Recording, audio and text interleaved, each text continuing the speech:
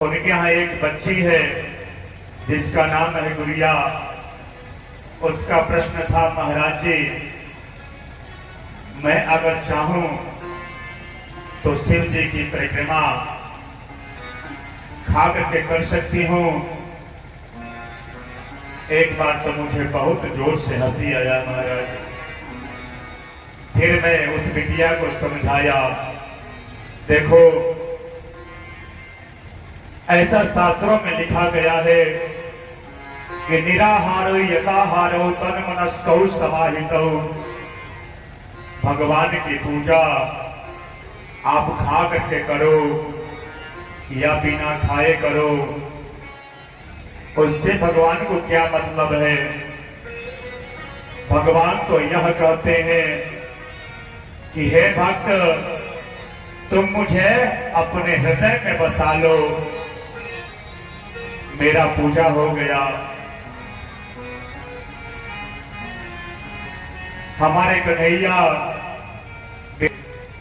दुर्योधन के 56 प्रकार का व्यंजन का परित्याग करके और विदुर जी के यहाँ जो दासी के पुत्र हैं विदुर जी के यहाँ जाकर के साग रोटी खाते हैं, केले का छिलका खाते हैं महाराज। भगवान स्वयं कहते हैं कि भाव का भूखा हूं मैं, भाव ही एक सार है। भाव से जो बचता चलिया, भाव से मेरा पार है। हम कर्मकांड के प्रकांड विद्वान हैं, राष्ट्रपति सम्मान से सम्मानित हैं, लेकिन अगर हमारे अंदर भगवान के प्रति प्रेम का भाव है तो सब बेकार है महाराज, सब बेकार है। भगवान कहते हैं कि अहंकार मेरा भोजन है, जो अहंकार करता है उसको मैं खा जाता हूं। तो क्यों नहीं हमारे मन में अहंकार, चित्त में विकार, मद मोह लोभ क्रोध जो हमारे जीवन में विराजमान हो चुका है, वो हम भगवान को समर्पित करते हैं और हमारा मन निर्मल हो जाए और हमारा मन भगवान के श्री चरणों में लग जाए। बोलो जय जय श्री राधे श्याम। भगवान यह नहीं देखते हैं कि मेरा भक्त कितना विद्वान है, कितना मूर्ख है। भगवान तो ये देखते हैं कि हमारे भक्त के हृदय में कितना मेरे प्रति प्रेम है, मेरे प्रति कितना प्रेम है। भगवान सिर्फ यह देखते हैं। भगवान कहते हैं कि तुझसे न सुलझे तेरे उलझे हुए धंधे, तो बांके बिहारी पे छोड़ दे बंदे। वही तेरे मुश्किल को आसान करेंगे, जो तू न कर सका वो तेरे श्याम करेंगे। अरे जाम से जाम पीने से क्या फायदा, सुबह को पी और शाम को उतर जाएगी। और एक बार कृष्ण नाम रस पी करके देखो, जीवन तुम्हारी नशे में गुजर जाएगी। इसलिए यह मत सोचिए कि जब मुझे खूब सुंदर से पढ़ने आ जाएगा तब मैं भगवान की स्तुति करूंगा और खाली पेट ही मैं भगवान का मैं भजन करूंगा।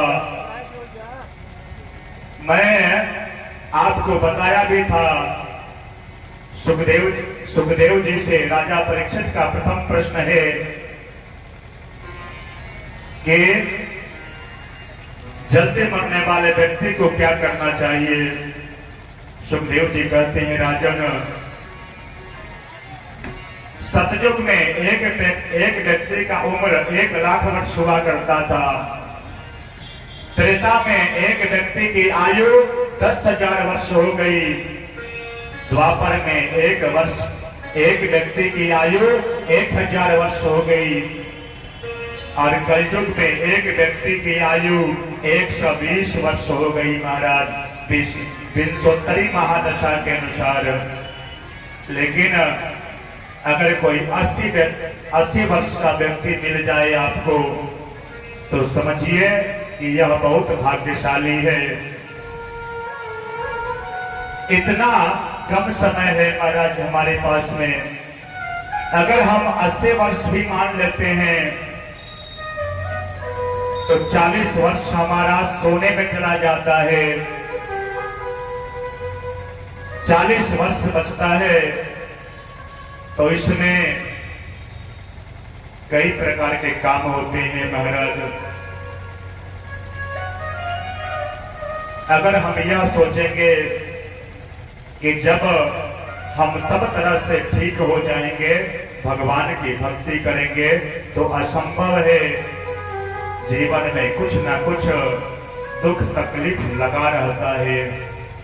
इसलिए श्वास श्वास पर कृष्ण भजे, वृथा श्वास जन खोए, न जाने यह श्वास की आवन हो ये न होए। प्रत्येक श्वास में कन्हैया का भजन करिए महाराज, कन्हैया का भजन करिए। कर से कर्म करहूं विधिनाना, मन राखूं जहां कृपा निधाना। आप कोई भी कार्य कीजिए लेकिन सदैव आपका मन कन्हैया में लगा रहे। श्री कृष्ण कृष्ण जपता रहे आपका मन। अगर आप यह सोचेंगे कि जब मैं सब तरह से परिपूर्ण हो जाऊंगा तब भगवान की भक्ति करूंगा, और पता चला बीच में ही टपक गए आप, तो आप भक्ति कर पाओगे नहीं।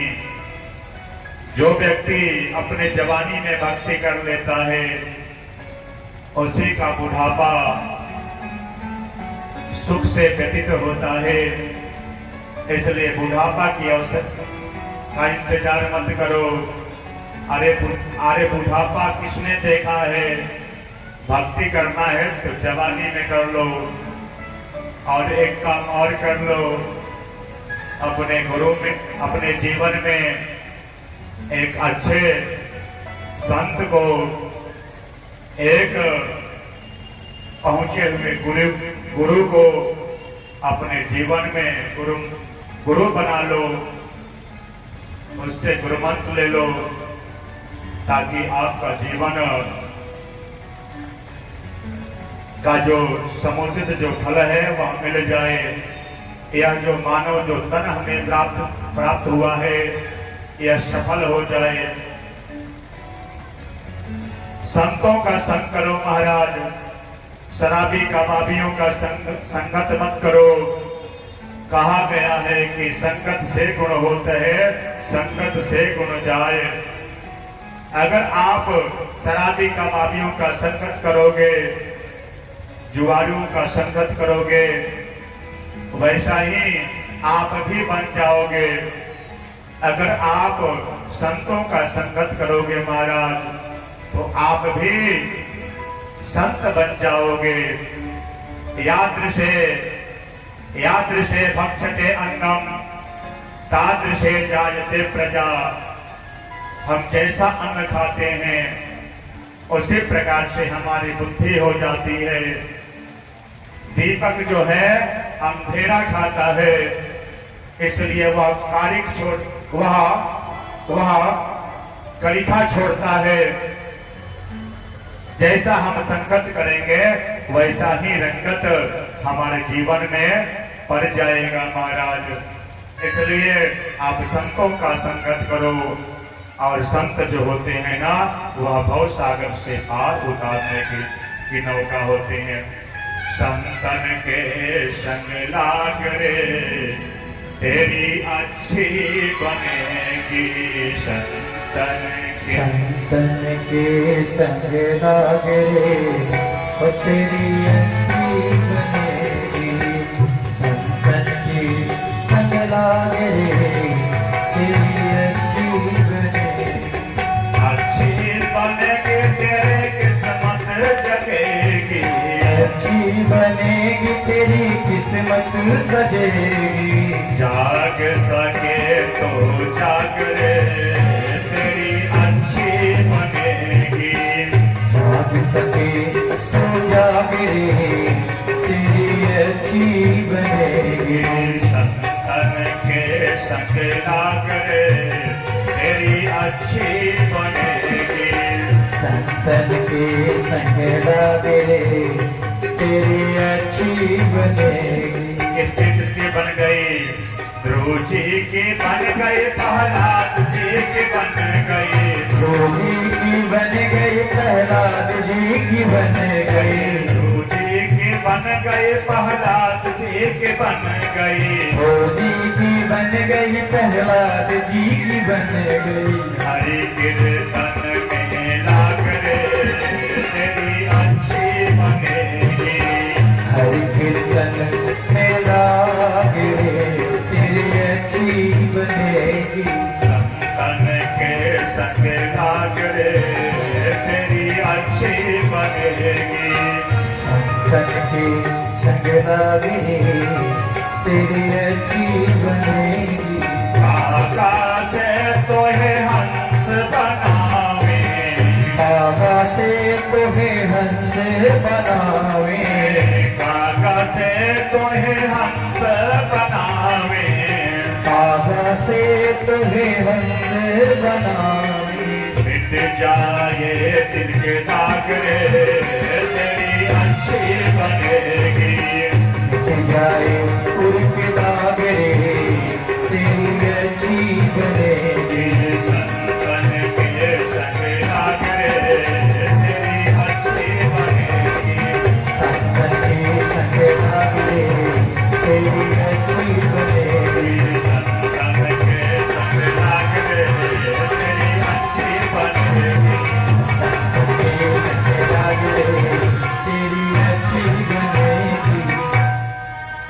संतों का आप संग करेंगे तो आपको क्या मिलेगा पता है? संतों के संग करने से क्या मिलता है?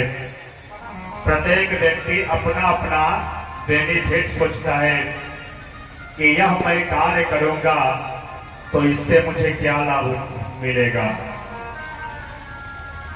संतों के संग करने से महाराज ईश्वर की प्राप्ति होती है। क्या होती है? ईश्वर की प्राप्ति होती है। और ईश्वर की प्राप्ति कब होती है? ईश्वर की प्राप्ति कब होती है? जब हमारे जीवन में धर्म आता है महाराज। हमारे जीवन में जब धर्म आता है तब ईश्वर की प्राप्ति होती है। और जब जैसे ही हमारे जीवन में धर्म आता है, जब हम धर्मात्मा होते हैं तब हमें अच्छे गुरु की प्राप्ति होती है। और जब अच्छे गुरु मिलते हैं तो हमारे जीवन में अच्छा ज्ञान आ जाता है महाराज। और जब हमारे जीवन में अच्छे ज्ञान आ जाते हैं तो हमें हमारे जीवन में भक्ति की जागृत होती है। भक्ति देवी जागृत होती हैं। और जैसे ही हमारे जीवन में भक्ति देवी जागृत होती हैं तो भक्ति के द्वारा ही परमात्मा से हमें प्रेम हो जाता है। और जैसे ही प्रेम हमें होता है वैसे ही हमें ईश्वर की प्राप्ति हो जाती है।